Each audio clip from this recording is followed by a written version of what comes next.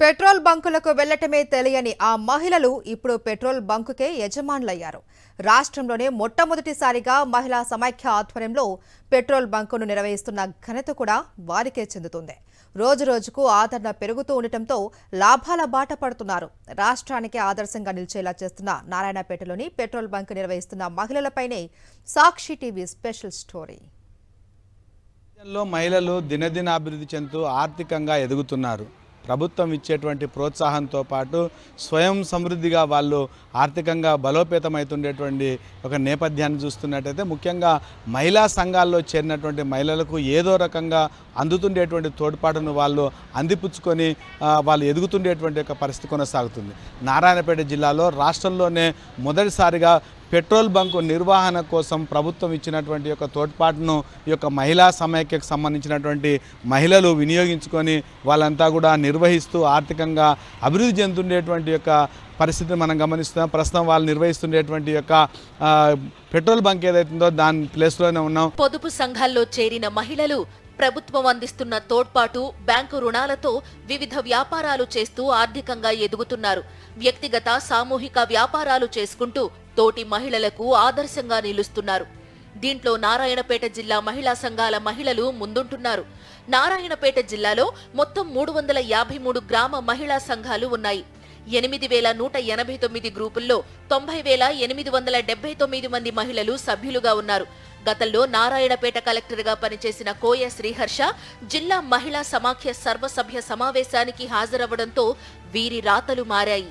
కానీ మా గతంలో ఉన్న కలెక్టర్ సారు మా ఏసీ మీటింగ్కి రావడం జరిగింది. అప్పుడు మీ జిల్లా సమైక్య నుండి ఏం పెట్టుకోలేదమ్మా అంటే ఏం లేదు సార్ అని చెప్పాము. అప్పుడు సార్ ఉండి ఒక పెట్రోల్ బంక్ శాంక్షన్ చేస్తే మీరు మహిళలు జిల్లా సమైక్య నుండి నడపగలరా అని చెప్పారు. అంటే మేము నడుపుతాం సార్, మీ సపోర్ట్ మాకుంటే ఖచ్చితంగా నడుపుతాం, ఏ దానికైనా మేము ముందుకు వస్తామని చెప్పడం జరిగింది.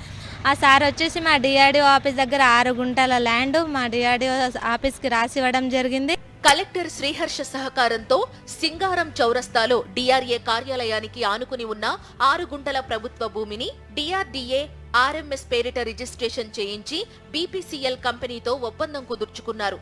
అంతా హ్యాపీ అనుకున్న టైంలోనే కలెక్టర్ శ్రీహర్ష బదిలీ కావడంతో పెట్రోల్ బంక్ ఓపెన్ కాదని అనుకున్నారు. కానీ కొత్తగా వచ్చిన కలెక్టర్ సిక్తా పట్నాయక్ దృష్టికి తీసుకెళ్లడంతో రాష్ట్రంలోనే తొలి మహిళా పెట్రోల్ బంక్ ఏర్పాటు చేయడంలో విజయం సాధించారు. వెనుకబడకుండా మా మహిళలు ఏమిట్లో తక్కగా రాదు, అసలు మీరు చేసి చూపెట్టాలని మాకు సార్ చాలా సాయం చేశాడు. ఇప్పుడున్న కలెక్టర్ మేడం కూడా చాలా అదే విధంగా చాలా సాయం చేసింది. ఈ ఎమ్మెల్యే మేడం కానీ కూడా అందరు మాకు సహకరించారు. మాకు ఇంత అవకాశం ఇచ్చినందుకు చాలా ప్రభుత్వానికి హృదయపూర్వకంగా మన మహిళల తరపున అందరి నుంచి ధన్యవాదాలు తెలుపుకుంటున్నాము. మాకు పెట్రోల్ బంక్ ఇవ్వడం అంటే చాలా అదృష్టం. మా మహిళలు కోటేశ్వర్లు కావాలని మేము కోరుకుంటున్నాం. చేన్ల పని చేసేటామని మాకు ఇలాంటి అవకాశం వస్తుందని మేము ఎప్పుడు అనుకోలేదు సార్. అంటే ఏదో 10th చదివినాము, మాకు ఇంకెప్పటికీ అదే ఉంటుంది, బయటనే చేసుకుంటాం. కానీ ఇలాంటి అవకాశం ఇచ్చినందుకు సార్ వాళ్ళకి చాలా కృతజ్ఞతలు. 10వ తరగతి వరకే చదువుకున్న తమలాంటి వారికి పొలం పనులే దిక్కు అనుకున్నామని, కానీ మహిళా సంఘంలో చేరడంతో తమ తలరాతలు మారాయని పెట్రోల్ బంక్లో పనిచేస్తున్న మహిళలు ఆనందం వ్యక్తం చేస్తున్నారు. రాష్ట్రంలోనే మొట్టమొదటిసారిగా తమకు ఈ రకమైనటువంటి పెట్రోల్ బంకు నిర్వహణ అవకాశం దొరకడం పట్ల వాళ్ళు ఆనందం వ్యక్తం చేస్తున్నారు. తమకు మంచి డిమాండ్ ఉండడంతో రోజు దాదాపు 3,000 లీటర్ల వరకు అమ్మగలుగుతున్నాము. మాకు కూడా వచ్చేటువంటి కమిషన్ కూడా వచ్చేటువంటి అవకాశం బాగానే ఉంటుంది. కాబట్టి భవిష్యత్తులో కూడా ప్రభుత్వం ఇలాంటి సహకారం ఇస్తే మరిన్ని బంకులు కూడా తాము నిర్వహించుకుంటామనేటువంటి అభిప్రాయాన్ని వ్యక్తం చేస్తున్నారు. మొత్తంగా మాత్రము దినదినాభివృద్ధి చెందుతున్నటువంటి మహిళా సంఘాల్లో ఉండేటువంటి మహిళలు మాత్రము ఆర్థిక పురోగతి చెందుతుంది అనడంలో మాత్రం అతిశయోక్తి లేదు. కెమెరామెన్ అరవింద్తో విజయభాస్కర్, సాక్షి న్యూస్, నారాయణపేట నుంచి.